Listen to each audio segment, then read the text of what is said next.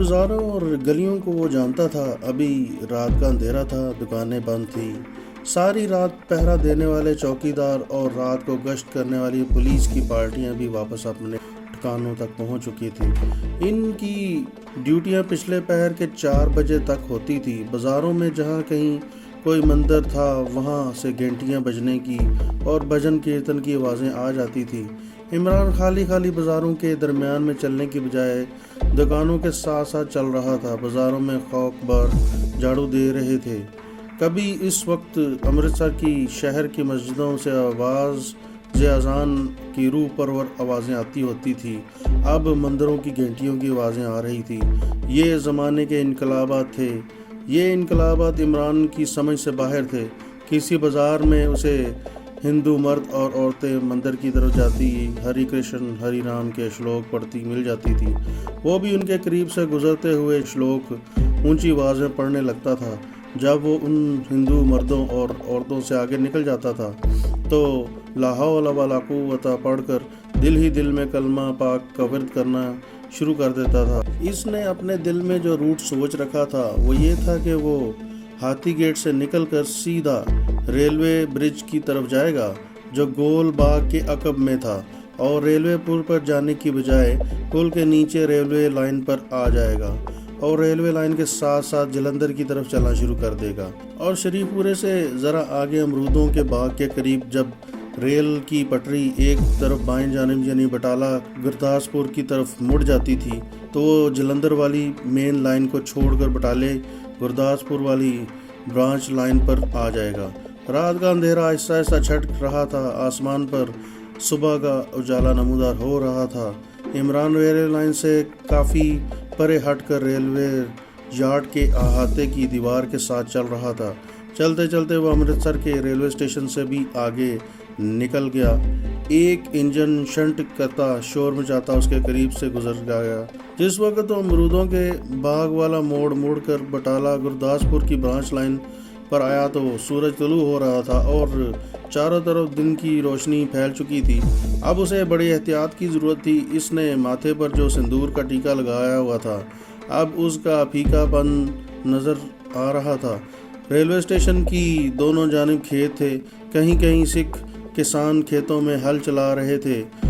ایک کھیت میں ٹریکٹر چل رہا تھا۔ عمران ریلوے لائن کے ساتھ ہی چلتا رہا۔ کھیتوں میں چلنے سے خام خواہ کسی کسان وغیرہ کی نظر اس پر پڑ سکتی تھی اور وہ لوگوں کی نظروں سے دور ہی رہنا چاہتا تھا۔ پیدل چلنے کی مشقت کا وہ عادی تھا۔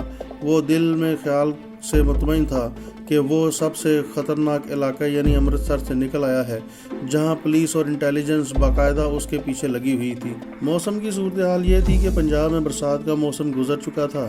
سپتمبر کا مہینہ شروع ہو گیا تھا، لیکن دربار صاحب میں اس نے چمبا کا نگاڑا سے آتے ہوئے سکھ یاتریوں کی زبانی سن رکھا تھا کہ اوپر پہاڑوں میں بڑی بارشیں ہو رہی ہیں اور دریاؤں میں سیلاب آیا ہوا ہے۔ پنجاب میں رات کو ہلکی ٹھنڈ پڑنے لگی تھی۔ امرتسر سے بٹالے کا فاصلہ 48 میل ہے۔ عمران نے کسی نہ کسی طرح بٹالے پہنچنا تھا۔ بٹالے سے اسے جموں والے کوئی ٹرین مل ہی جاتی اور لاری بھی مل جاتی تھی۔ وہ منہ اندھیرے امرتسر سے چلا تھا۔ دوپہر تک وہ ایک خاص رفتار سے آہستہ چلتا کافی فاصلہ طے کر چکا تھا۔ راستے میں ایک چھوٹا سا گاؤں آیا۔ یہ گاؤں سکھوں کا تھا۔ کھیتوں میں سکھ کام کرتے نظر آ رہے تھے۔ گاؤں کے باہر ایک جگہ ایک عورت دانے بھون رہی تھی۔ عمران نے 2 روپے دے کر مکئی کے بنے ہوئے دانے لیے اور ریلوے لائن کی اوٹ میں ایک کھیت میں بیٹھ کر کھانے لگا۔ اس کے بعد اس نے ایک کنویں پر جا کر پانی پیا جہاں عورتیں پانی بھر رہی تھیں۔ نہ اس نے کسی عورت سے زیادہ بات کی، نہ عورتوں میں سے کسی نے اس کو فالتو بات کی۔ وہ کھیتوں میں درمیان میں آگے چلتا جا رہا تھا۔ اسے تھکاوٹ محسوس ہونے لگی۔ وہ کماد کے ایک کھیت کے پاس آڑ میں بیٹھ گیا، ایک گنا توڑا اور اسے چوسنے لگا۔ جب اس کی تھکان دور ہو گئی تو اٹھا اور بٹالے کی طرف چلتی ریلوے لائن کے ساتھ چلنا شروع ہو گیا۔ 6-7 میل کا فاصلہ طے کرنے کے بعد وہ پھر ایک کھیت میں آرام کرنے کے لیے بیٹھ گیا۔ کچھ دیر آرام کرنے کے بعد دوبارہ چلنے لگا۔ اسی طرح وہ شام ہونے سے ذرا پہلے بٹالے پہنچ گیا۔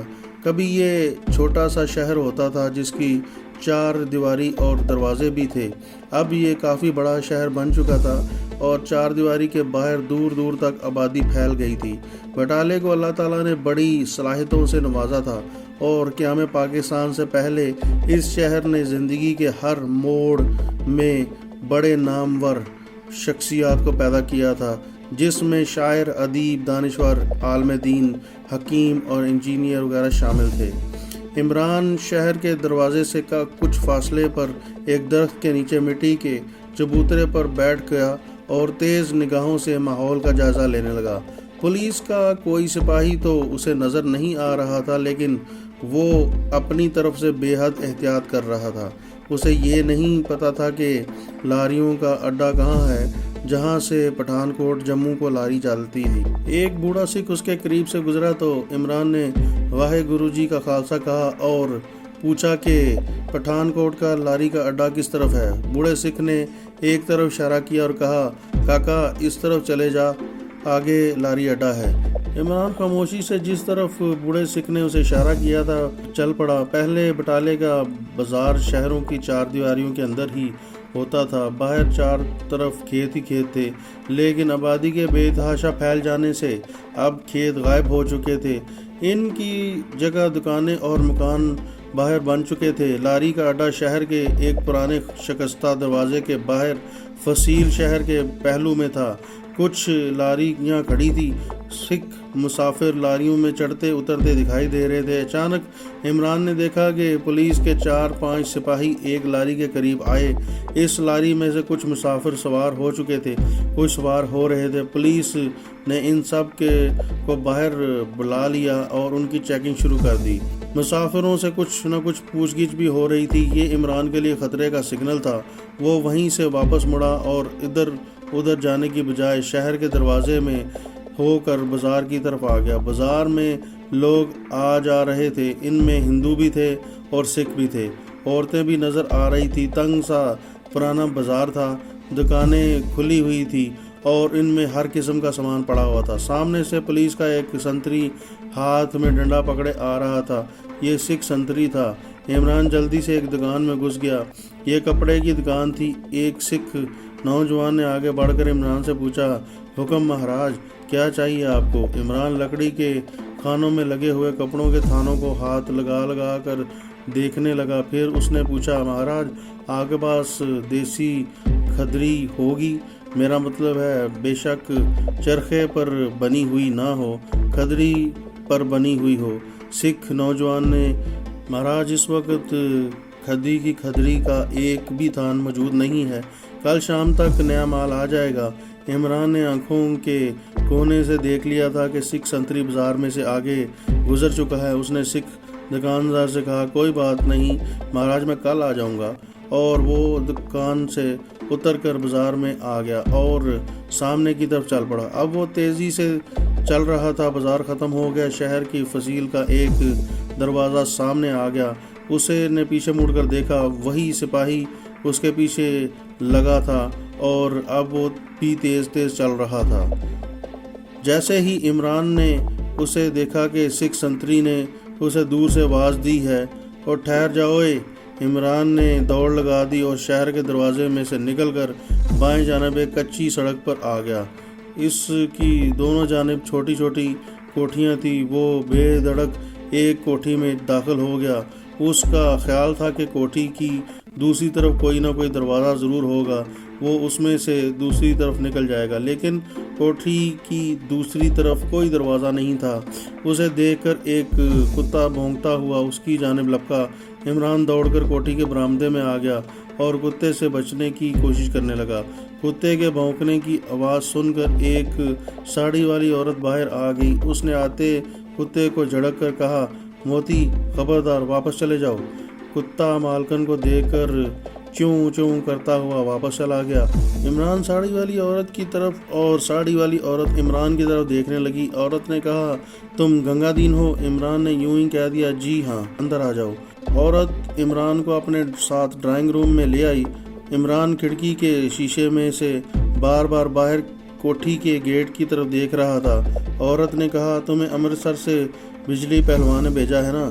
عمران نے دیکھ لیا تھا کہ وہی سنتری کوٹھی کے گیٹ میں داخل ہو چکا ہے۔ اس نے عورت سے کہا، جی ہاں، مجھے امرتسر سے بجلی پہلوان نے بھیجا ہے۔ عمران سمجھ گیا کہ یہ عورت امرتسر سے کسی بجلی پہلوان کے بھیجے ہوئے گنگا دین نامی آدمی کا انتظار کر رہی ہے اور اسے اس عورت نے گنگا دین سمجھ لیا ہے۔ اب اگر پولیس والوں نے اس سے عمران کے بارے میں پوچھا بھی تو یہ کہہ دے گی کہ یہ اپنا آدمی ہے۔ عورت نے صوفے کی طرف اشارہ کر کے کہا، یہاں بیٹھ جاؤ، میں تمہارے لیے چائے بنواتی ہوں۔ اتنے میں دروازے کی گھنٹی بجی۔ عورت ڈرائنگ روم کا دروازہ کھول کر باہر چلی آئی اور عمران کھڑکی کے قریب آ کر اوٹ میں ہو کر کھڑکی کے شیشے میں سے باہر دیکھنے لگا۔ ساڑی والی عورت سکھ سنتری سے باتیں کر رہی تھی۔ تھوڑی ہی دیر بعد سکھ سنتری واپس چلا گیا۔ عمران جلدی سے صوفے پر بیٹھ گیا۔ عورت دروازہ بند کر کے اس کے پاس آ کر کسی قدر تلخ لہجے میں بولی، گنگا دین، تم عجیب بیوقوف آدمی ہو۔ بجلی پہلوان کے آدمی ہو کر ایسی بیوقوفی کی باتیں کر رہے ہو۔ تمہیں معلوم نہیں کہ تمہارے پہلوان کے آدمی اکثر وارداتیں کرتے رہتے ہیں اور پولیس ان کے پیچھے لگی رہتی ہے۔ تمہیں چاہیے تھا کہ رات کے وقت بٹالے آتے۔ عمران نے کہا، بی بی جی، غلطی ہو گئی، بس خیال نہیں رہا۔ عورت عمران کے پاس صوفے پر بیٹھ گئی اور کہنے لگی، سکھ سپاہی تمہیں پکڑ کر تھانے لے جانا چاہتا تھا۔ میں نے اسے کہہ دیا ہے کہ تم میرے آدمی ہو، ایسی کوئی بات نہیں ہے، اور وہ چلا گیا۔ پولیس مجھے جانتی ہے اور میں نے تمہارے بجلی پہلوان کی طرح ان کا ماہواری پتہ لگا رکھا ہے۔ عورت نے نوکر کو آواز دی۔ ایک پہلوان قسم کا نوکر اندر آ گیا۔ عورت نے کہا، بنسی، چائے لاؤ۔ نوکر چلا گیا۔ عورت کی عمر زیادہ نہیں تھی، 30 یا 35 کے درمیان ہوگی۔ رنگ گورا تھا، بال بڑی خوبصورتی سے بنائے ہوئے تھے، خود بھی اچھے نقوش کی مالک تھی۔ آنکھوں کے گرد حلقے تھے جنہیں چھپانے کے لیے اس نے بڑے گہرا میک اپ کر رکھا تھا۔ عمران فوراً سمجھ گیا تھا کہ یہاں غلط قسم کے کام ہوتے ہیں، لیکن وہاں وہ محفوظ ضرور ہوگا۔ شام کا اندھیرا چھا گیا تھا۔ اس وقت عمران کو پٹھان کوٹ جموں والی کوئی لاری نہیں مل سکتی تھی۔ یہ عورت اسے گنگا دین سمجھ بیٹھی تھی اور اس کا انتظار بھی کر رہی تھی۔ ظاہر ہے گنگا دین کے ساتھ اسے کوئی بڑا اہم کام ہوگا اور عمران گنگا دین کے روپ میں اس کے ہاں ایک رات ضرور بسر کر سکتا تھا۔ دل میں عمران خدا کی قدرت پر حیران ہو رہا تھا کہ اگر وہ چاہے تو اپنے بندے کو بچانے کے لیے غیب سے کیسے کیسے اسباب پیدا کر دیتا ہے۔ عورت بجلی پہلوان کے بارے میں باتیں کر رہی تھی۔ پھر اس نے مسکراتے ہوئے عمران سے پوچھا، پہلوان جی کی کملا بائی کا کیا حال ہے؟ اب بھی ان کے پاس ہی ہے یا چلی گئی؟ عمران نے یوں ہی کہہ دیا، نہیں جی، کملا بائی پہلوان جی کے پاس ہی ہے۔ عورت نے پرس میں سے سگریٹ سلگا لیا۔ نوکر ٹرے میں چائے کی 2 پیالیں رکھ کر چلا گیا۔ عورت نے عمران سے کہا، چائے پیو۔ وہ خود بھی چائے پینے لگی۔ پھر اس نے عمران کی طرف غور سے دیکھتے ہوئے کہا، گنگا دین، بجلی پہلوان نے تمہیں سب کچھ بتا دیا ہوگا۔ تمہارے کام کے 20,000 روپے طے ہوئے تھے۔ 10,000 روپے میں نے بجلی پہلوان کو بھجوا دیے تھے، انہوں نے تمہیں دے دیے ہوں گے۔ عمران نے کہا، جی ہاں بی بی جی، مجھے مل گئے تھے۔ اب وہ وہاں اپنے آپ کو پکا گنگا دین ظاہر کر رہا تھا۔ صرف اسی صورت میں وہ وہاں رات بسر کر سکتا تھا۔ عورت نے کہا، 10,000 روپے تمہیں کام ختم ہونے کے بعد میرا ڈرائیور اسی وقت دے دے گا، سمجھ گئے؟ جی ہاں جی، سمجھ گیا۔ عمران سوچ رہا تھا کہ ایسا کون سا کام گنگا دین نے کرنا تھا جس کا معاوضہ 20,000 روپے طے پایا تھا۔ بجلی پہلوان بھی کوئی امرتسر کا مشہور جرائم پیشہ بدماش ہوگا اور یہ عورت بھی اسی ٹائپ کی لگ رہی ہے۔ عورت نے سگریٹ کا کش لگا کر کہا، میرا ڈرائیور صبح صبح تمہیں گاڑی میں بٹھا کر پٹھان کوٹ لے جائے گا۔ وہ تمہیں سیٹھ ملکھا رام کی کوٹھی دکھا دے گا۔ میرا ڈرائیور تمہیں ایک بھری ہوئی کلاشنکوف بھی دے گا جسے تم اپنی قمیض کے اندر چھپا کر رکھو گے۔ تم سیٹھ ملکھا رام کی کوٹھی کے گیٹ سے ذرا آگے کسی جگہ چھپ کر گھات لگا کر بیٹھ جاؤ گے۔ ملکھا رام دن کے 10 یا 10:30 بجے کے درمیان کار میں سوار ہو کر اپنی فیکٹری کی طرف جاتا ہے۔ جیسے ہی اس کی گاڑی کوٹھی سے نکل کر باہر آئے گی، تم سامنے آ کر اس پر اندھا دھند گولیاں برسانا شروع کر دینا۔ یاد رکھنا، سیٹھ کو قتل کرنا ضروری ہے۔ اگر وہ قتل نہ ہوا تو تمہیں دی ہوئی ساری رقم واپس لے لی جائے گی۔ کیا تم ایسا کر سکو گے؟ عمران اب سب کچھ سمجھ گیا تھا اور اس نے یہ بھی سوچ لیا تھا کہ پٹھان کوٹ پہنچ کر اسے کیا کرنا ہے۔ وہ دل میں خدا کی قدرت پر حیران تھا۔ اس نے پٹھان کوٹ پہنچنے کا انتظام کر رکھ دیا تھا۔ عمران نے کہا، آپ فکر ہی نہ کریں جی، یہ تو میرے بائیں ہاتھ کا کام ہے اور میرا نشانہ بڑا ٹھیک ہے۔ عورت نے مسکراتے ہوئے کہا، بجلی پہلوان نے بھی مجھے تمہارے بارے میں یہی کہا تھا کہ گنگا دین 7-8 قتل کر چکا ہے۔ اب تم کھانا کھا لو پھر سو جاؤ، صبح تمہیں بہت جلدی اٹھ کر میرے ڈرائیور کے ساتھ جانا ہے۔ اس کے بعد وہ عورت چلی گئی۔ عمران نے ڈرائنگ روم کا جائزہ لیا۔ خوب سجا ہوا کمرہ تھا۔ دیواروں پر نیم عریاں عورتوں کی تصویریں بھی لگی ہوئی تھی اور کارنس کے اوپر کرشن کی مورتی بھی رکھی ہوئی تھی۔ نوکر بنسی کھانا لے کر آیا۔ عمران کو خوب بھوک لگی ہوئی تھی۔ اس نے کھانا کھایا۔ نوکر بنسی نے کہا، میرے ساتھ آ جاؤ۔ وہ اسے کوٹری کے ایک چھوٹے سے کمرے میں لے گیا جہاں پلنگ پر ایک بستر لگا ہوا تھا۔ نوکر بنسی چلا گیا۔ عمران جوتے اتار کر بستر پر لیٹ گیا۔ لیٹنے کے تھوڑی دیر بعد ہی وہ گہری نیند میں سو گیا۔ سورج نکلنے سے پہلے نوکر بنسی داس نے آ کر عمران کو جگا دیا اور بولا، تیار ہو جاؤ، ڈرائیور تمہیں لینے آ گیا ہے۔ عمران جلدی سے اٹھا۔ غسل خانے میں جا کر اس نے منہ ہاتھ دھویا۔ باہر نکلا تو بنسی چائے کی پیالی میز پر رکھ گیا تھا۔ عمران نے جلدی چائے پی اور ڈرائنگ روم میں آ گیا۔ وہاں ایک بڑی مونچھوں والا بھاری بھرکم آدمی کھیس کی بکل مارے سگریٹ کے کش لگا رہا تھا۔ اسے عمران کی طرف دیکھ کر کہا، تمہارا نام؟ عمران نے کہا، گنگا دین۔ عمران اس کے ساتھ ڈرائنگ روم سے نکل کر کوٹھی کے چھوٹے سے صحن میں آ گیا۔ وہاں گہرے رنگ کی ماروتی کار کھڑی تھی۔ ڈرائیور نے عمران کو اپنے ساتھ والی سیٹ پر بٹھا لیا اور گاڑی سٹارٹ کرتے ہوئے بولا، راستے میں ایک جگہ سڑک خراب ہے مگر فکر نہ کرنا، ہم وقت پر پٹھان کوٹ پہنچ جائیں گے۔